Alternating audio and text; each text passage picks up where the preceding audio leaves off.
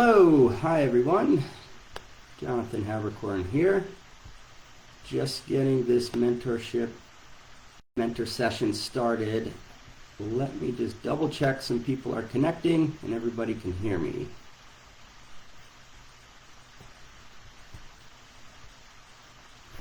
Okay. All right, so welcome everyone. Jonathan Haberkorn here to help support Accelerator's organization. So this is a group that is dedicated to achieving 7 figures. It's an awesome goal. I've been a part of Accelerator's organization pretty much since the inception, and it's been an incredible journey. I've had a lot of great support along the way, and it's really an honor to be part of this group and now be able to give back and support with helping each one of you on your journey as well. So a little bit about myself. I've gotten to know many of you along the way. I haven't done a ton of mentor sessions, but you're going to see me popping up a lot more now, especially in this year 2024. I've been up to some pretty amazing things this last several years, and it's had quite a bit of my time, but I'm very excited to be able to support and answer these questions now going into 2024. So a little bit about myself. I own a company named Intrazen. We're based out of Naples, Florida, but we specialize in enterprise application software. We basically go into companies and help them with their business processes, their technology stack, and their people operating model to really help them operate in the most efficient ways possible. And we do that through software. We've worked with some pretty amazing companies to date, and most of them in the Fortune 500 space: Comcast, NBC Universal, our latest with Lowe's Hardware.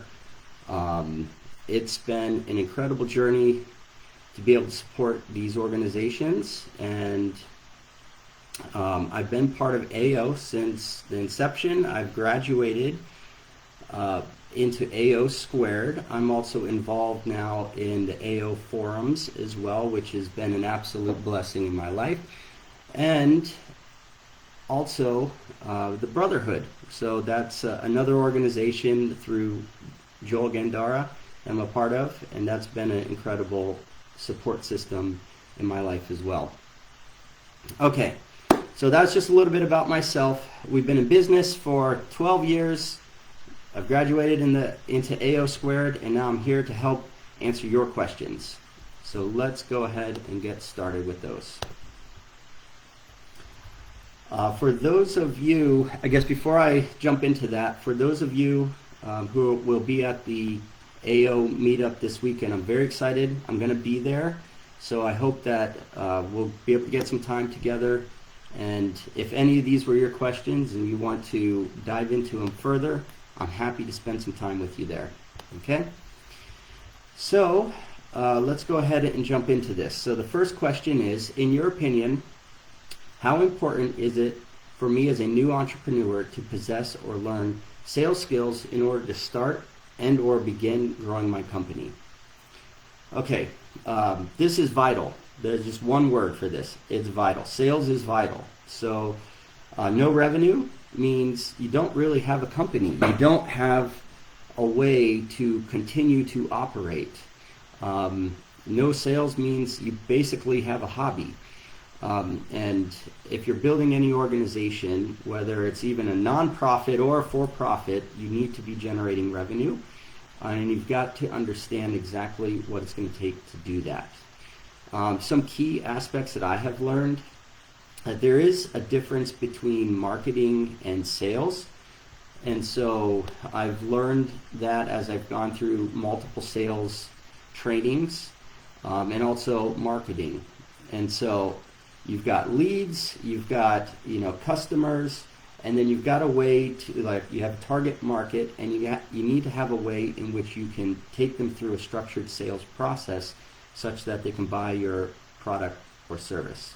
Okay, understanding that is super important. Understanding, process mapping it out, or at least having that basic flow of how do you take a customer through each step of the journey there is really important, so you can make it a repeatable process. And of course, you want to continue to make as many sales as possible and make that a very repeatable type of process, such that it can you can potentially hire somebody to do that job. Okay. Yeah, and in my journey, I've gone through the AO events.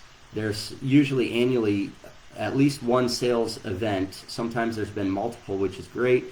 I've done work with Tom Black as well on a one-on-one basis, and we really got to dive into it deep about what's the ideal client that I'm looking for. It was really a great process of discovery to dive into it deeper, to understand your target market. I got to learn important things about quality of presentation, how how the sales process works, and then the importance around the metrics aspect of it. So key performance indicators, simple questions that you may want to be thinking for yourself is, okay, our goal in AO is to hit 7 figures, make $1 million, right? And it goes up from there, but the target is $1 million. How many sales do I need to make? How many people do I need to be reaching out to? Is my target market even large enough to be able to achieve that goal? And so these are questions that you can ask yourself and start doing more research to understand, what is it actually going to take to hit those 7 figures? Knowing your numbers is super important, okay? So from a sales perspective, you've got to be able to understand and learn what that is. When I jumped into my business full time, I did not have a formal sales process. This was a hurdle, a milestone that I needed to achieve in order to get to the next level within my company. And I can say that it is super vital that you spend time to do that. So I guess one further counter question that I would have for you is, how are you scheduling your time? What are you doing to make sure that you can fit into your schedule time where you can learn about sales? And then the ongoing time of actually executing what you learned. So you can take your calendar, you can look at, scheduling time each day, scheduling whatever makes the most sense for your sales process and how much time you need to be focused on it. Putting that on the calendar, really monitoring how much time am I spending on revenue generating activities. Okay, and that kind of comes back to knowing your numbers. It's not only just the process, but your behaviors that will be required to go execute and continue to drive sales. Okay, so one thing I'm always looking for here on these mentor sessions is ways that I can give you free value. I know capital, when we first start out, can be a little bit difficult. Every dollar matters where you're spending it. Go into the portal. AO portal does have information there where about sales. There's books that you can read, although those are not free, but they're very attainable. You can also go onto YouTube. Some of the latest books that I have been reading is $100 Million Sales and $100 Million Leads by Alex Hormozy. But there's lots of good sales books that are out there. And content that you can learn. Now, I would also highly advise that there is a faster way. Going with somebody who can really teach you, that was a big help for me. So I spent time with Tom Black. I spent time with Sean.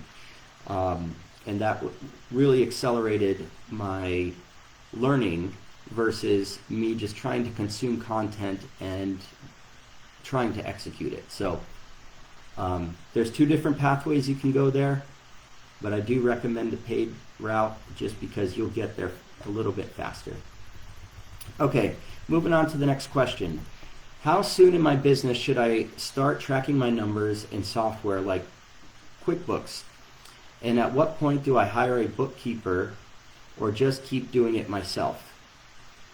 Okay, so in my experience, when to start?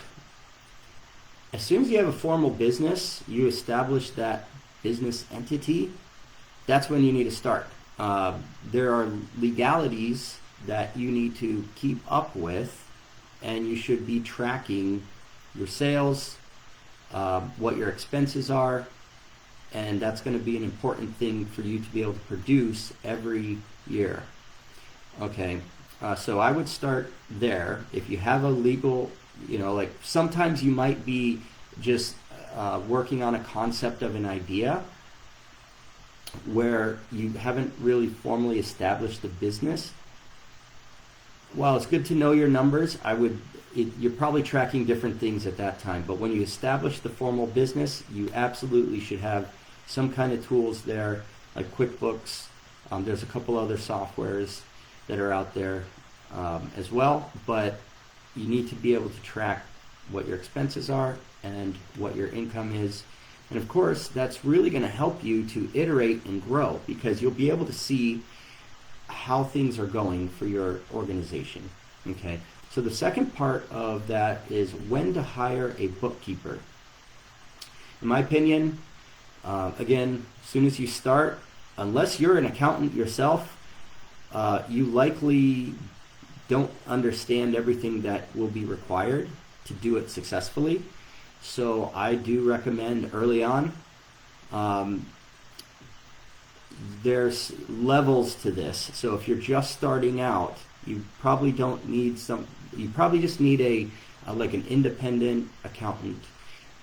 As you continue to grow, those needs will change, and you'll probably grow out of just needing one independent accountant that you can work with to maybe potentially like a team or a complete outsourced accounting, depending at what level that you're at as you continue to grow. Okay. There's other things that you'll need to know about, like tax strategies. You can even grow into a wealth management team at some point in time. But I would ask to think about, if I need to have an accountant, here's some questions you can ask yourself. Are you familiar with different accounting methods? If you don't know the answer to that, then yes, you need an accountant. Are you familiar with state and federal laws for taxes and the ongoing change? I mean, this changes all the time, pretty much yearly. And if you're not up to date on those things, then yes, you need an accountant. So I would say I would hire a bookkeeper. I would absolutely track those numbers, make sure that you know exactly what's going on. Part of the scaling challenge as we go from 0 to 7 figures is tracking how much expense and how much revenue is coming in. Because on some side, we need to continue to grow the business, and we need to invest into it. And then we also need to be able to pull revenue from that so we can have our expenses paid for, personally. So it's a careful balance in that growth, and having a bookkeeper there, having a formal tool to track that is going to be very helpful for you. Okay, moving on to the next one. What value does a mentor bring to me as a business owner? I hear that having business mentors can be integral to me as an entrepreneur as I grow my business, and I'd love to hear your thoughts as to why you think that is. Okay. So I could say, in my experience, a mentor, business coaches have been the guiding light for me. I did, in the early parts of my company, I spent about 5 years without one. I thought that, okay, if I could grow my company to, a certain level and be working at the same time that in my job, that I would be able to, just make the jump over to the company full time. It wasn't working. My strategy didn't work. I had no idea why it wasn't working.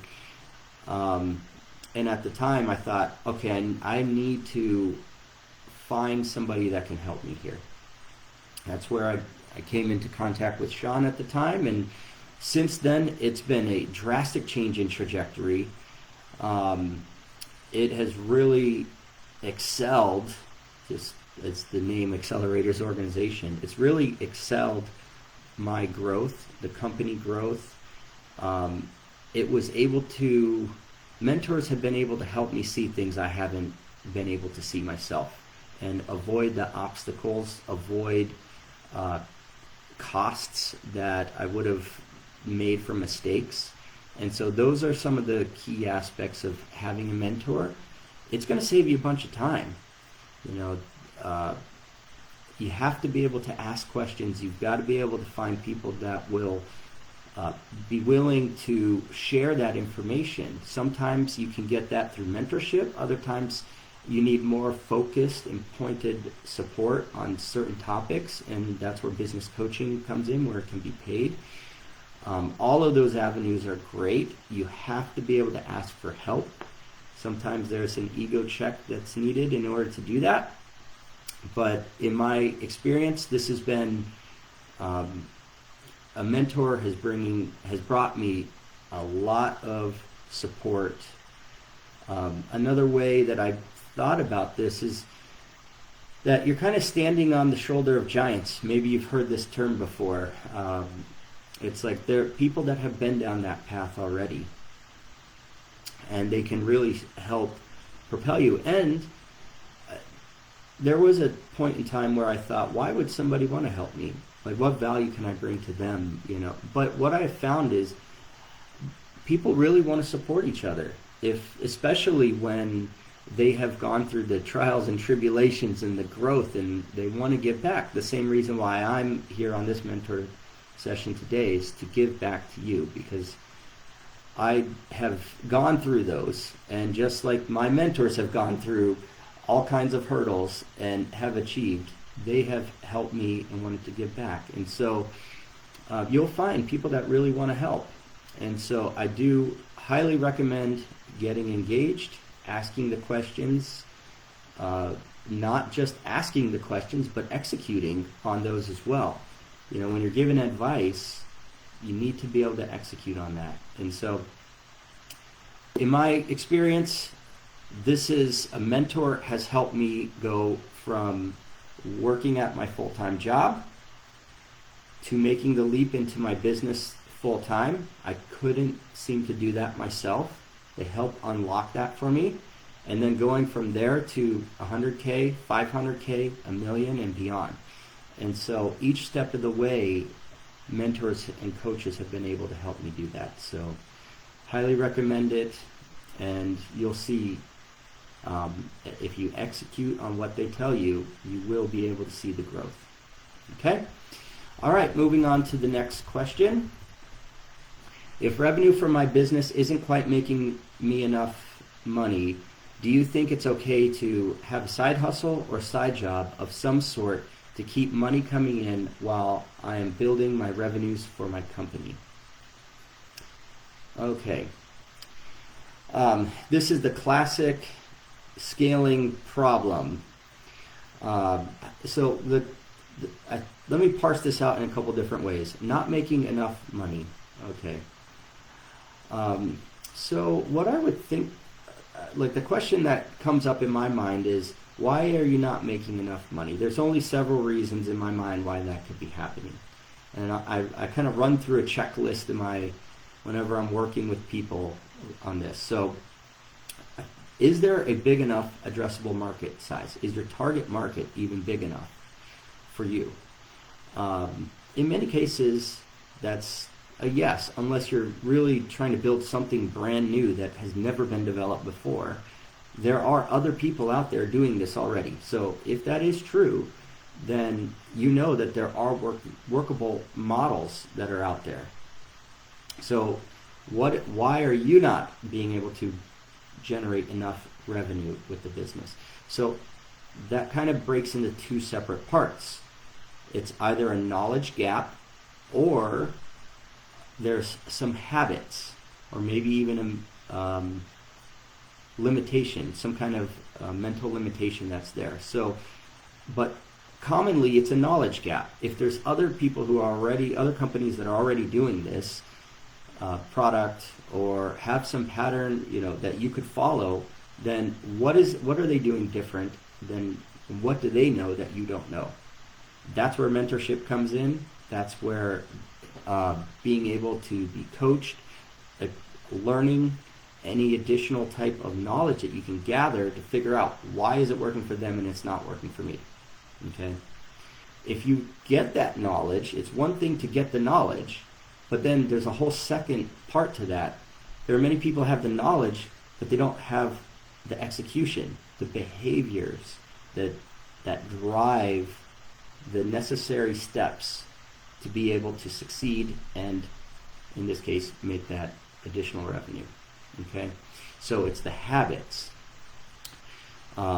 Human behavior is an interesting thing. I love studying that because what makes somebody successful and not? It's something within their mind, something with the way that their actions are, and if there's plenty of other people already doing those things that are out there in the world, then what's the difference? It's got to be one of those two things.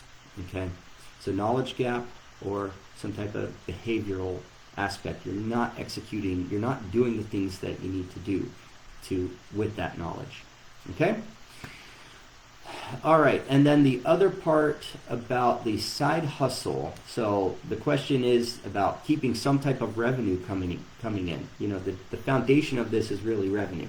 Yes, you absolutely need to have revenue coming in. However, sometimes your side hustle can be a detractor, okay, from what you're trying to achieve.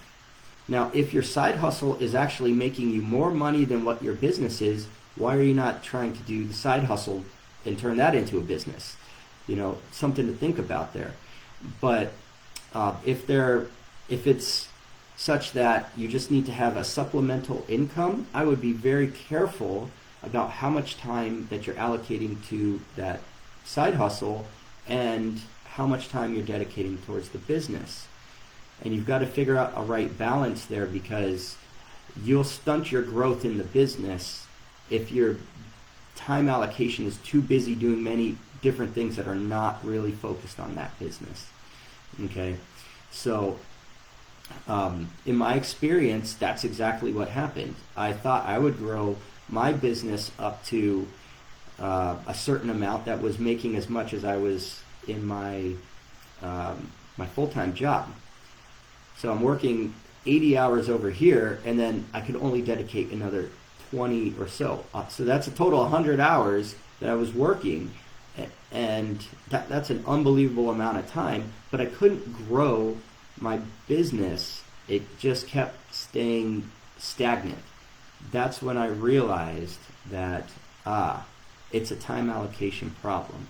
If I spent as much time in my business as I was in my job, could I be successful?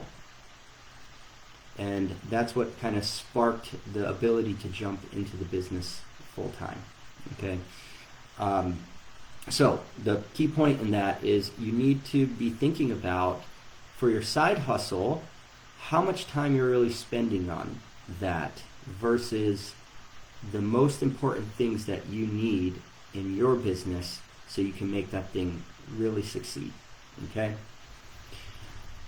All right, and just some free resources for you. I mean, just simple inventory of your time, right? Just take a list, inventory. Are you really operating in an efficient way? Are you focused on revenue generating activities, or are you being pulled in too many different directions? What is it, and how exactly are you spending your time? That's a simple pen and paper and just writing that out. That's what my coaches help me with prioritization. And then just using a simple calendar. There's Google Calendar, Outlook, lots of different tools out there. So you can really know how much time am I spending on these different things, and make sure that you're really focused on the things that are going to generate the revenue that will be required, and doing all the necessary things, even if that means education that you need to grow, so you can then execute on that. put that into the calendar. So that way you've got it there, you know you're making progress on those things. And there should be an inflection point where your business is generating you enough revenue, so you don't need a side hustle. You can really focus in on that business, okay? All right, moving forward into the next question. What is the one thing you wish you would have known about how hard it would be to be a business owner when you started? And what did you do to overcome that? Okay, so the one thing for me, I would say, is just uncovering our own weaknesses. Things you didn't know that you didn't know. That's where mentors have really been able to shine the light in those areas. There's hidden areas, like a blind spot to us that we don't know. And we may also have this false sense of knowing, that we think we know all the things until we try those things and we keep hitting hurdles, right? And so I would say just becoming very comfortable with the aspect of me not knowing those things, really uncovering my own weaknesses in areas I needed to learn more things. For me, it was around sales. It was around marketing and branding. And then there was some, like, just from a mental standpoint, mental blocks, glass ceilings, artificial limitations that I didn't know. And so they got uncovered as I was going along and having conversations with coaches, and that really was that was able to help me like uncover them and then act upon those and basically remove these obstacles along the way. And as you continue to grow, you continue to learn more about the things that are going to be necessary from step to step to step. Okay, so how I overcame it, I got mentors. I learned to prioritize on the most important activities. Okay. All right, going forward. I spent so much time doing admin work and producing and delivering the product for my customers that my business revenues are suffering. Okay, capacity problems here. How do I get more sales when I don't have time to go out and network and do the selling activities? Okay, sounds similar to the question up above, but what we're talking about here is a capacity problem. It's only so much time in the day, right? So, especially early on, you're doing a lot of the activities. You're wearing it's the owner and the operator.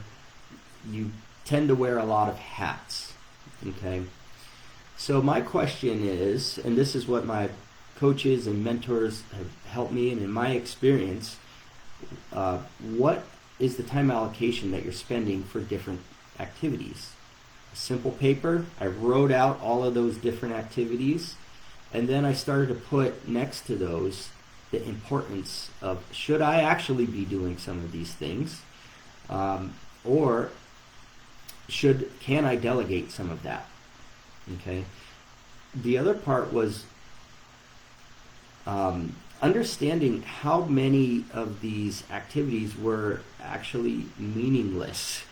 You know, that's a time where I actually got off social medias. I really focused in on like things that I knew needed to be like the most important things that needed to get done. And so I found myself doing some meaningless types of tasks, like why was I scrolling on Instagram or scrolling on Facebook or doing, and as I've inventoried that over time, especially early on, it really helped me to understand, okay, from my time allocation, am I making the best use of my time? Again, 24 hours in the day, only so much of that you can are usable, because the other part is sleep. And so of the time that I'm awake, what am I doing, and are those things important? Are those the things that I should be focusing on? And then cutting out as much of the meaningless tasks as possible, and that leaves you with a list of tasks that are meaningful. Now, even those need to be divided up. The meaningful tasks are, can you delegate some of those things? Okay, it's stuff that needs to get done, but it's not the highest priority for you. You need to be focused on X, Y, and Z. Okay, most of the time I could say that should be revenue generating activities. Sales is the lifeblood. Okay, and so having an inventory list and working through that really helped me start to focus on what I need to be doing and then start delegating. Now, it's a careful balance there, because in order to delegate, you might incur some costs. So how do you know which tasks would be important to delegate? And can you afford to delegate those? So revenue generating activities will bring you in X amount. You got to figure out what that amount is. You'll have X amount of for every hour that I'm spending on a revenue generating activity, it should bring me X amount of revenue. Okay?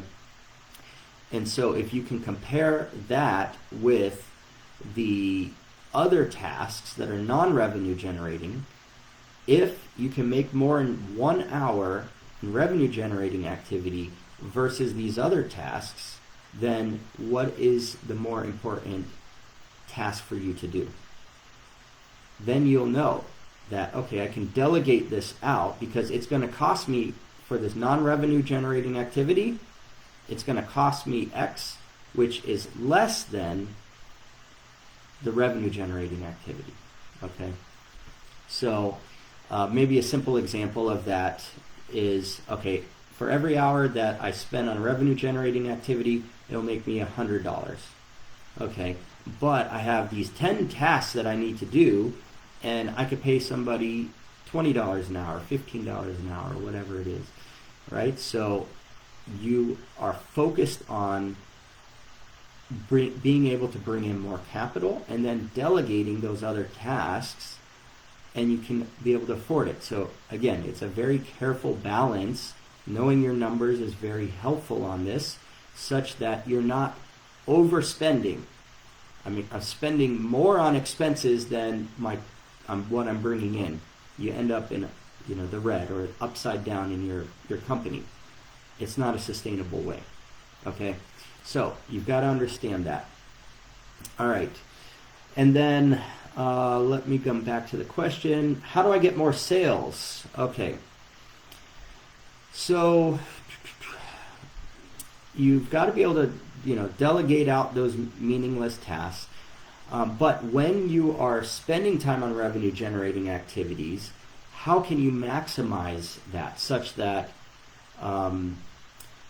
instead of just making $100 an hour, you can make $200 or $500 an hour? Also, how repeatable are those series of steps that you're doing for that revenue generation activity? Okay, so just a key concept to understand is one to many. So creating repeatable processes such that you create it once and it can be repeated over and over and over and over and over again, right? And if you think about that, that you can fill it, let's say from a sales perspective, you can bring in a lot more leads, and you have this repeatable sales process that doesn't take you that much more longer to have one sale versus 10 sales or 100 sales, then you've got a very efficient machine. You have an efficient process that you can really now maximize that time. Okay, so think about it as leverage points that you have to multiply sales with a disproportionate workload. Your workload doesn't go up that much more, but you're bringing in a lot more sales. Okay, so a good sales process, ironed out and refined, can get you there. Okay, so how to bring in more sales? You need more leads. You need to work out that sales process and make that a very refined process. Okay, another key aspect is, really think about it just from a sales projections standpoint. What does it take for you to be to achieve the goals that you're looking to within your business and work out some of those sales projections. That's been an important aspect in the growth of my company, as I know I'm going to incur expenses in the future. Okay, I need to bring in X amount of sales, and I need to be able to support X amount of expenses, and the scaling can happen. And you can actually, if you're good in Excel, or if you partner with somebody who's great with sales projections, you can actually build that out and see kind of into the future and see how well a particular business model can work for you. Okay. Another resource in terms of the delegation aspect, Who Not How, this was shared with me by multiple coaches, and that's a great book. I would highly recommend it. It will help you with the mindset of what you should be focused on, how you can have others really support you, and you can delegate tasks too. Okay, it's not that much, and I think it's been a very helpful resource for me as well. Okay, going to the next question. I've started to hire my first few team members, and it seems so difficult to get people to be as passionate about my business as I am. How do I get people to believe in the company as much as I do in order to grow? Okay. For me, in my experience, I have noticed that there's a difference between an owner mindset and an employee mindset. And to get somebody as passionate as you might be difficult, because somebody as passionate as you may just start their own business, right? The owner mindset and the employee mindset is different. Now, you can still find people that are very passionate about their jobs. They're excited to come to work. They're excited to, do amazing things in the world, and it's possible to do that. And so to find somebody that's passionate, there's a couple different ways. So one of the ways that I've learned is just doing personality matching to the job type. And so there's several tools that are out there. There's Culture Index. That's the one that I have heard about. As I'm consulting with organizations about this particular topic, there's tons of different tools that are out there. So I'd highly recommend looking into those. But also just being very clear about what is it that it takes to do that job. And so your job descriptions are really important, and how you pitch the company. So you as a leader get to define what your company culture is, and you get to understand what's meaningful for why people might want to work a particular type of job. And as a leader, you have your vision, your mission, your company goals and objectives, and that should be the driving force of why people want to show up. Okay? Why somebody wants to work at your organization. Also, being an effective leader is important. People think about who they're working with, and not just necessarily the company. So the company culture that you instill, or the leadership style that you have, can make a difference in the type of person that might be attracted and stay at your organization.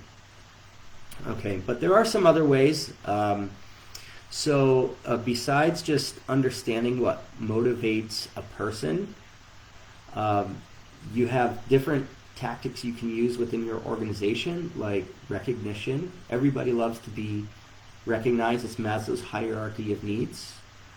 That need for inclusion, that need for recognition. You can incentivize certain activities within your organization. So if they're performing their job well, whether it's individually or collectively, you can have incentives there. And some of these don't have to be super expensive either. It comes back to that recognition aspect that, hey, we have a goal, we're working towards that goal. And that kind of brings me to the pro tip on this, which is gamification, which is a fancy term for we have a goal out there, and now let's make it kind of a game that we're all working towards this goal. And that collaborative effort not only is creating company culture, it also creates like this kind of game amongst each of the different people involved. Okay, and so that excites people. You know, they want to win. People want to win. They love to see their company winning. They want to be recognized. They want to be able to achieve and know that what they're doing actually matters. Okay, and so in terms of finding passionate people, you can find people that are well suited for that type of position by doing some kind of personality match to the job. But the second part is continuing to keep them engaged in the organization that gets them excited about staying there and being passionate to show up to the job every day. Okay? So it starts with the leader, starts with you and your company mission, vision, your core values, and your leadership style. Okay? So just some additional questions for you to think about here too. When you think about attraction, how to attract talent to your organization. Sometimes you're going to be competing against larger organizations that have bigger capital, you know, that have maybe more benefits than what you can provide. And so some of the things that you can do to like attract candidates to your company versus maybe them working at a larger organization that's more well established, you can there are things you can do like hyper personalization. So a smaller organization, you can get to know people better. A larger organization, people tend to feel like maybe they're just a number. They're just somebody that's there. You don't have that same level of connection. That's something that as a small business, you have an advantage over larger businesses. You can have that hyper personalization interaction that you just can't do at scale in a large organization. And so you can really pull on that attraction from a talent attraction perspective. There's less red tape. Big organizations, there's lots of management approvals, lots of things that need to get done that just take more regulation. In a smaller organization, small company, you have the ability to have less red tape. You just talk to this person, things get done. Things get done a lot faster. And that creates more meaningful work for people. You can move more nimbly. And so those are just some of the things as a smaller organization you can pull on to compete against larger organizations. Okay. One of the last questions that I think about when it comes to this, and why might somebody not be passionate about their job? Well, what is it that they don't like doing? When I'm working with organizations, what I have found is highly repetitive tasks that don't have a lot of value or meaning. There's some demographic of people that like that, but by and large, most people want to be doing meaningful type of work.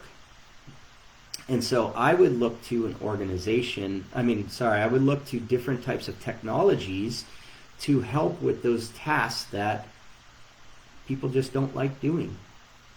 Okay?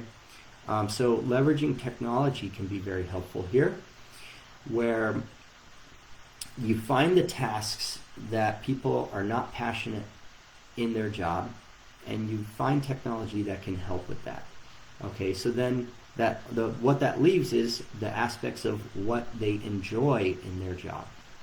Okay, so a good technology assist is helpful here, and keeping people passionate about what they're coming to work and doing meaningful things. Okay, next question. My team members keep coming to me for guidance on every single decision. How do I get them to start thinking for themselves and not having to come to me for every little thing. I've got so much to do and my mind is elsewhere. And I just want them to do their job. How can I get them to make their own decisions? Okay, so I'm going to parse this out into two pieces. Okay, so thinking for themselves and making their own decisions. Yep. Okay, so in my experience, how you get people to think for themselves is, first of all, you need training and some type of curriculum that outlines what the expectations are and teaching them how to think for themselves on those things. That can be an ongoing reminder, because people will take training and then they forget about it, right? They just, for whatever reason, it slips out of their mind and they start going back to certain habits. So if you're going to do training, you have to continue to reinforce the importance of that training, okay? And so maybe quarterly there's reminders or updates to the training. That's important aspects that, okay, you enable them to be able to make these decisions and think for themselves. And the training reference gives them some degree of capacity to be able to do that. Okay, that also serves as a great mechanism of documentation that when they come to you, they say, they're asking some certain question, you can always say to them, have you referred to the documentation? So that is super helpful. Defining the business processes, defining the roles and the responsibilities. That's really what we're talking about here. That gives them autonomy to be able to execute on the things that are that they need to do for their job. Okay. Additionally, so how you get them to think for themselves is giving them all the tools and the training that they need to. So additionally to the training, you may consider certain type of like KPI metrics or a dashboard that they can reference against. It's like, do they have the data points to be able to make these decisions, or is this in people's heads?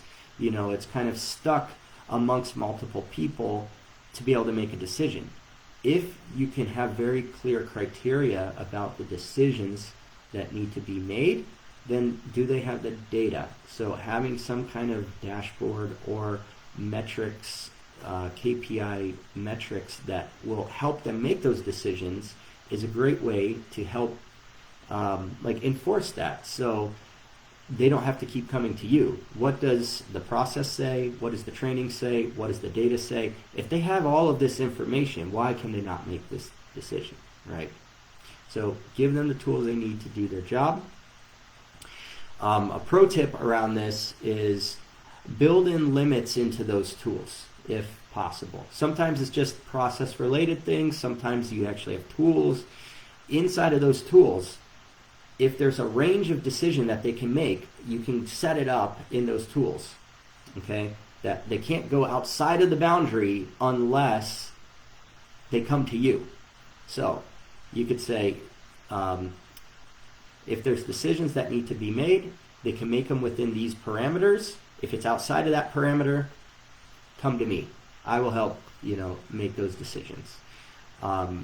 So in order to do that, you would need to really spend some time thinking about what is the role, the job basically, the responsibilities of that job, what the metrics are and how they need to be operating, and what's the limits of that, okay?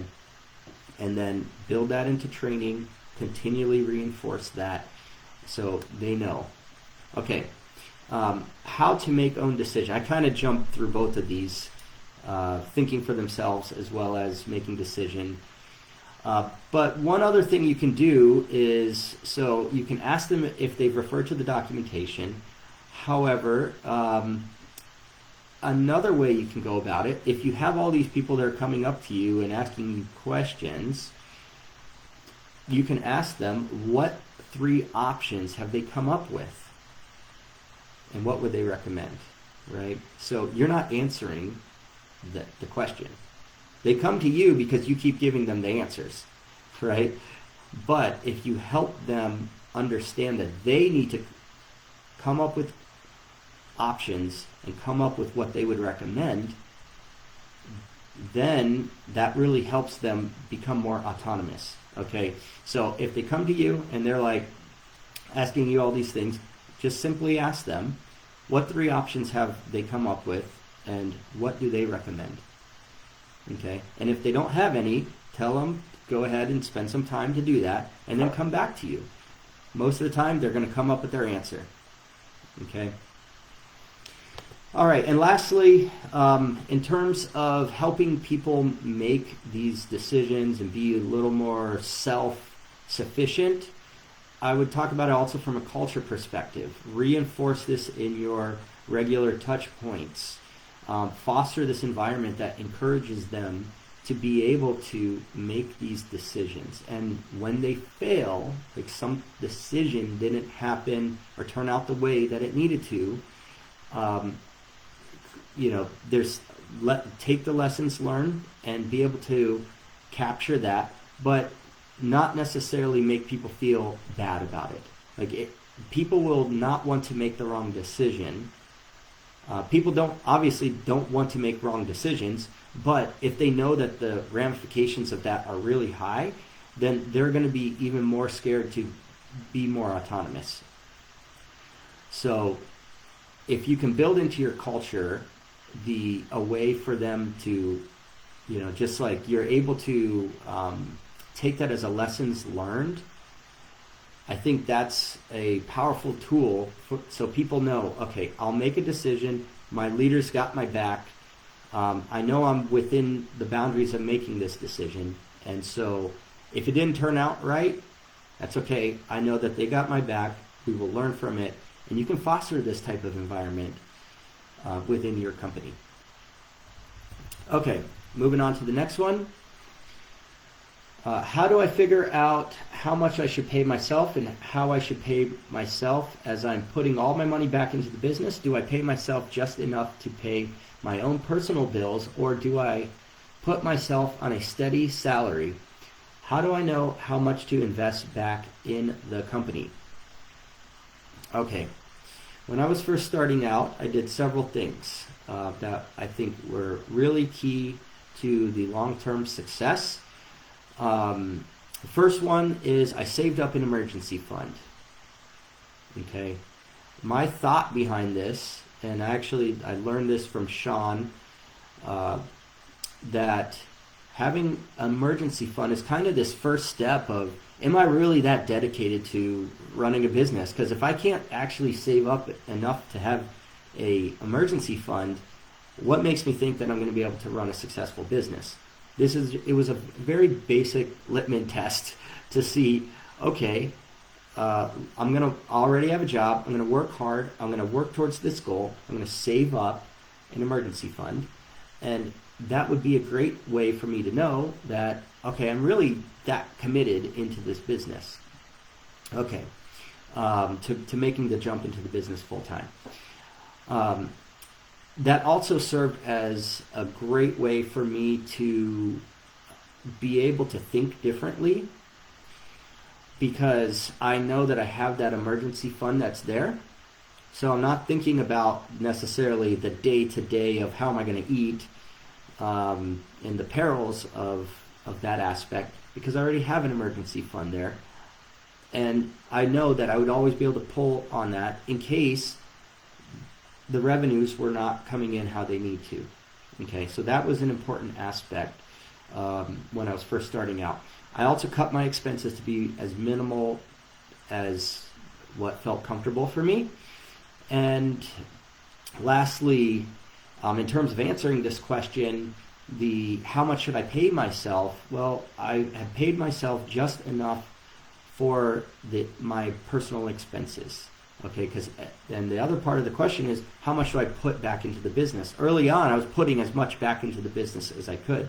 I knew that I had a runway with my emergency fund there. I also had, I put myself on just a restricted, minimal amount of expenses monthly that I felt comfortable with. And then lastly, I paid myself that amount. Okay. And every month early on I was doing that. So whatever other revenue I could generate in the business, I could put it back towards growing the business and education and things that I knew would be important in order to scale. And in partnering with my mentors and coaches, they were able to help me understand where to best spend that money. Okay?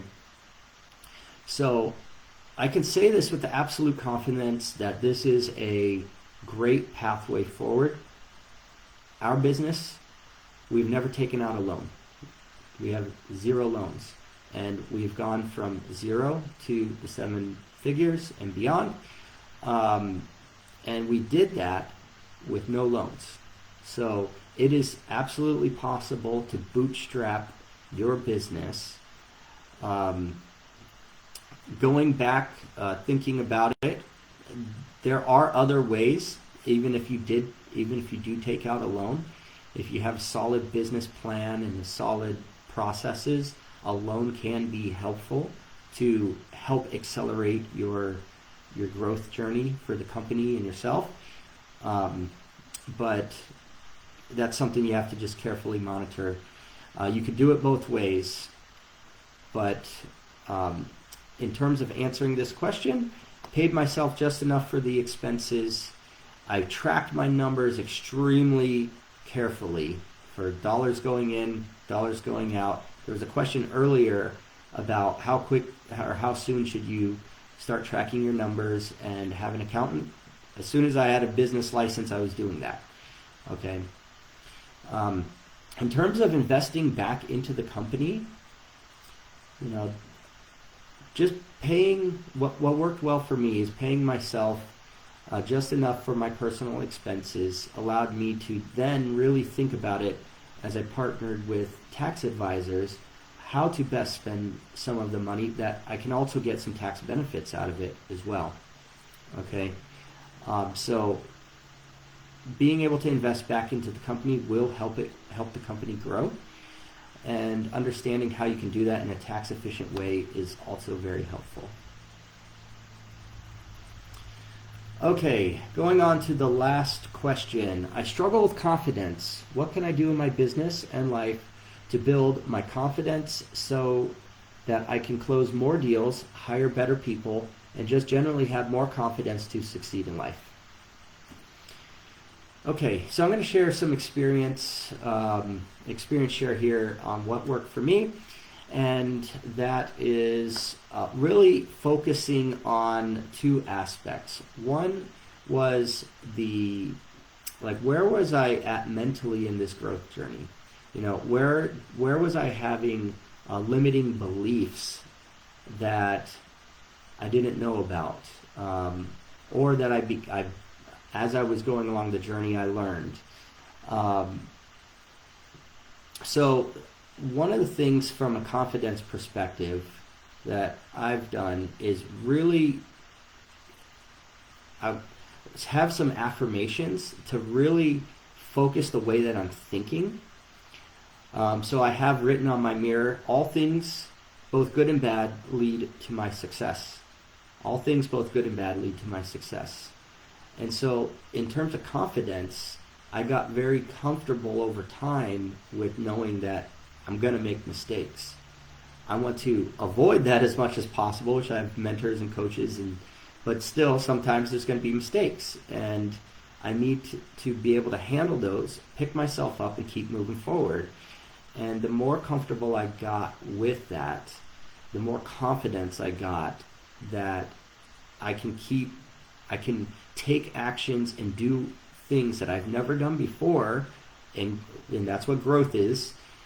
And I can do it with confidence because I know that everything is going to be a learning lesson. Even if it doesn't work out, it's just another step along the path of something that I needed to learn. So all things, both good and bad, lead to my success. The other one, which is more of a life rule that I have, feel the fear and do it anyway. Okay, getting really comfortable with the fact that growth means you're stepping outside of the comfort zone. That means there's going to be some degree of fear that can be there. Okay, And so as I went through enough repetitions of that, I realized, oh, I'm bumping up against this thing I've never done before. I started to feel, anxiety or whatever around that thing.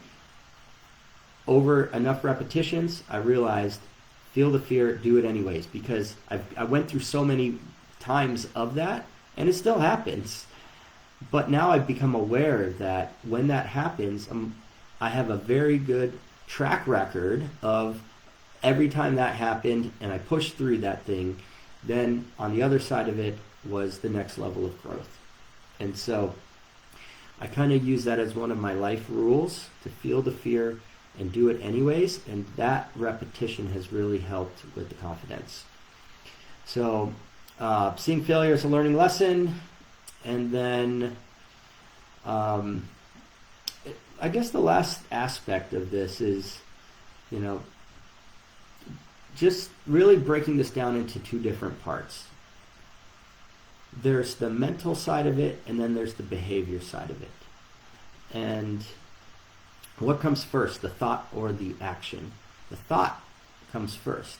So if you're having trouble doing certain things, and maybe you have some fear that's there, we can talk to our coaches, we can talk to accountability partners, we can talk to people who've been down that path. We can overcome whatever fears that might be there, or mental blockers, and be able to then take those actions. Okay, so what is really the difference of that? It's just rearranging the way that we're thinking. That's it. Because if you have a clearer view, you'll have less fear, and the less fear you have, the easier it is to go take the second part, the action, the behavior that is needed to be able to execute that thing. So just keep that in mind. Confidence comes with repetition. Most of the time it's just rearranging the way that we're thinking so we can then go and execute and do those things. Okay. Failure will happen. It's only just something to learn from. All right. So I think that is all of the questions that we've had here. So just some key messages. Be engaged. Keep asking questions. Keep going to events.